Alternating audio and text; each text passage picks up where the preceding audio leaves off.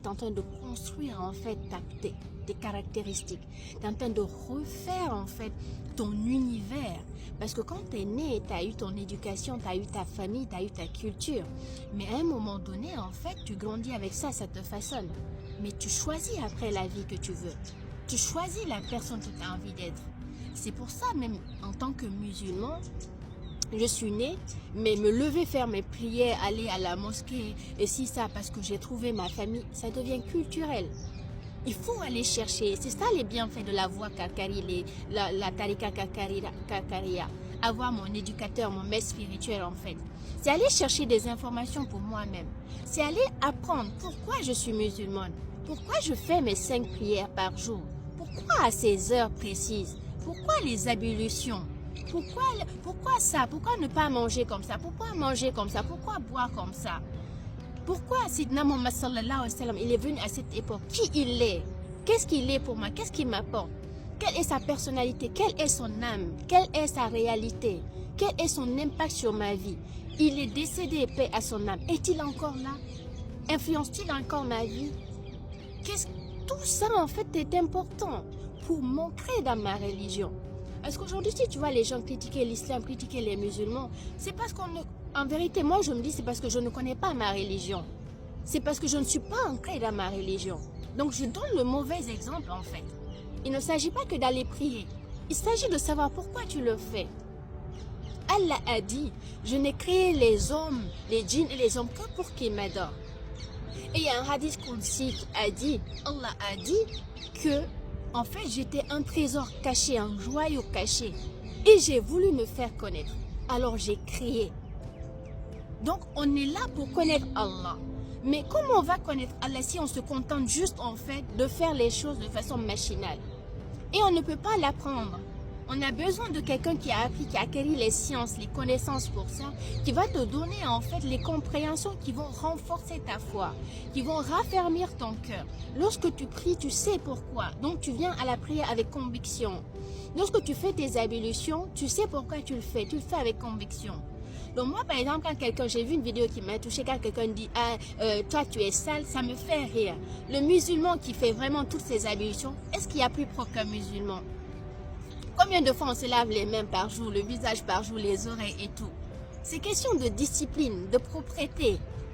Donc savoir les raisons pour lesquelles Allah a mis en place toutes ces choses-là en fait nous permettent d'aimer la chose. Et quand tu aimes quelque chose, vous êtes d'accord, je pense, avec moi, la façon dont tu vas l'appliquer, la façon dont tu vas faire est différente que lorsque tu le fais par contrainte.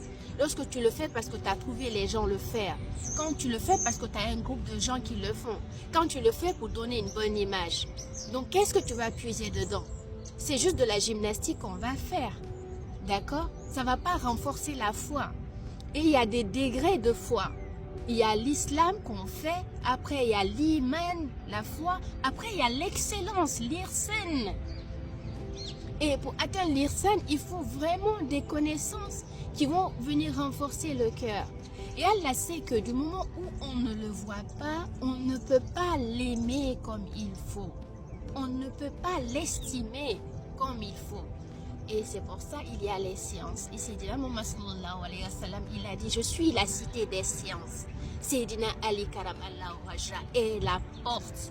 Et aujourd'hui, cette porte, c'est Sayyidina Muhammad sallallahu, Sayyidina Maulana Mohamed Fawzi Akakada sallallahu, qui est cette porte, qui est l'héritier, qui détient en fait cette connaissance, cette science-là, à travers lequel Sayyidina Muhammad sallallahu alayhi wa sallam agit en fait, pour amener la personne à chercher, à comprendre, à apprendre en fait, à évoluer, parce que en fait on est fait de sorte que en fait on est limité, et l'iman et l'irsan c'est quelque chose qui sort de l'intellect, c'est quelque chose qui va au-delà de la boîte dans laquelle on est.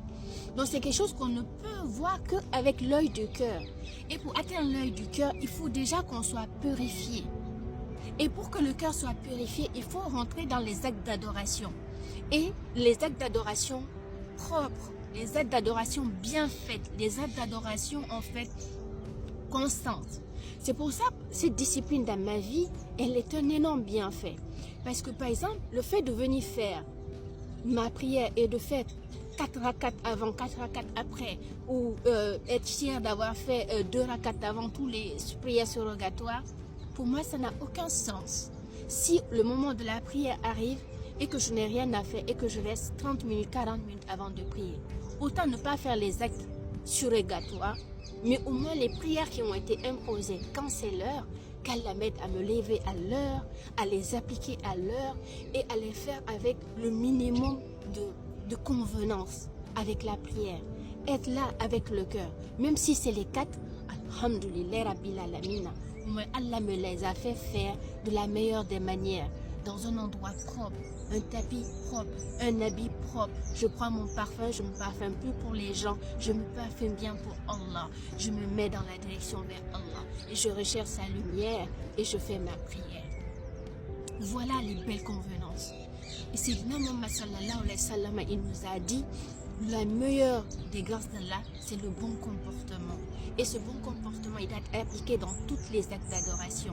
Et le bon comportement commence par une discipline en fait. C'est des petites choses qu'on met en place, qu'on s'habitue à faire. Par exemple, moi, me lever avant, faire mes 2 rakats après la prière, par exemple, de Isha, tu fais Safa, tu fais 8. D'accord. Ensuite, après, avant juste d'aller dormir, tu dois faire 2 rakats. C'est la sunna. Tu te mets directement dans ton lit. Dans ton lit, tu fais aussi les sunnas, les invocations que tu fais avant de dormir. Tout ça, en fait, c'est des disciplines. Parce que toi, tu as juste envie de venir plonger dans ton lit. Rien à faire. Tu dors, tu glandes et tu te lèves le matin. Mais pouvoir faire ces trucs-là, c'est en fait t'amener à t'organiser. C'est t'amener en fait à avoir ces traits de personnalité en fait d'une personne constante, d'une personne fixe, d'une personne stable. Donc ça apporte de la stabilité dans ma vie, ça apporte de l'équilibre dans ma vie en fait. Et plus tu fais les choses pour l'amour d'Allah, dans un ordre bien défini, avec une bonne discipline, avec une bonne conviction, avec une certitude, tu vois les choses en fait qui grandissent dans ta vie. Et ce qui est incroyable, c'est que ça se fait incognito, ça se fait en douceur, ça se fait en fait dans le spirituel, ça se fait dans l'ombre en fait. Mais lorsque Allah finit de tout installer et que tout se met en place, on voit des merveilles dans nos vies. Donc voilà ce que je voulais partager aussi, c'est savoir que s'organiser, avoir ces disciplines-là dans sa vie, se lever le matin, apprendre à faire son lit, faire des invocations avant de sortir de son lit, appeler Allah, remercier Allah. D'accord, sortir avec son lit, s'asseoir d'abord quelques minutes avant de se lever brusquement. Déjà, ça nous évite des crises cardiaques, le temps que le sang remonte dans les organes, dans le corps. Donc, on se réveille en conscience, sortir du lit, aller faire des bons gestes avant d'aller à la prière, se laver le visage, la bouche, de tout, nanani, nanana. Tu finis, tu viens, tu te mets sur ton tapis, tu fais ta prière le matin quand tout est calme, quand tout l'univers est calme, quand les meilleures énergies sont en train de circuler. Ouvrir sa fenêtre, laisser cet air rentrer à l'intérieur de toi et demander qu'Allah fasse rentrer la baraka en même temps, ton risque en même temps dans ta chambre. Subhanallah, c'est merveilleux en fait. Et on se rend compte que tout ça, c'est facile à dire, mais il faut qu'Allah nous l'accorde parce que c'est Allah qui accorde les choses. Et quand il t'accorde la lumière, c'est cette lumière en fait qui met les choses en place, qui t'indique les choses à faire, et par la grâce d'Allah, il te les facilite du coup petit à petit. Et tu te rends compte que c'est un merveille, très honnêtement. C'est là que tu goûtes le fait d'être croyant. En fait, c'est facile de dire je suis un croyant, je suis un musulman. Mais très honnêtement, le musulman, dans le vrai sens du terme, c'est tout ça. C'est la discipline, c'est le bon comportement, c'est la propreté, c'est l'amour, c'est la bonne condition et surtout la bonne opinion d'Allah. Et quand on a la bonne opinion d'Allah, en fait, on essaye de faire les choses de la meilleure des manières pour Allah. C'est pourquoi sortir, faire des choses pour les gens, en fait, qui ne sont que des créatures d'Allah. Et quand il s'agit d'Allah, on a du mal à le faire. Moi, par exemple, je me rappelais quand on sortait avant, on restait dans des boîtes toute la nuit. Et en plus de ça, c'était pas suffisant. Hein. On faisait le resto, on allait en boîte de nuit, on faisait les after party.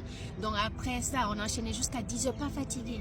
Mais quand il s'agit d'Allah, faire 5 minutes, s'asseoir pour prier, faire les qiyam, des nuits de prière pour Allah, on a du mal. Subhanallah, c'est pas injuste ça.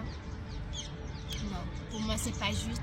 Donc Allah nous pardonne quand même, qui nous facilite les choses et qui nous donne de la discipline dans nos vies en fait, qui nous aide à installer de l'ordre dans notre vie et surtout qui nous aide à le faire par amour pour lui et par cet amour qui nous aide en fait à placer ces ordres, cet ordre-là, cette discipline-là dans tous nos aspects de notre vie. Bibaraka Maulana. Assalamu alaikum.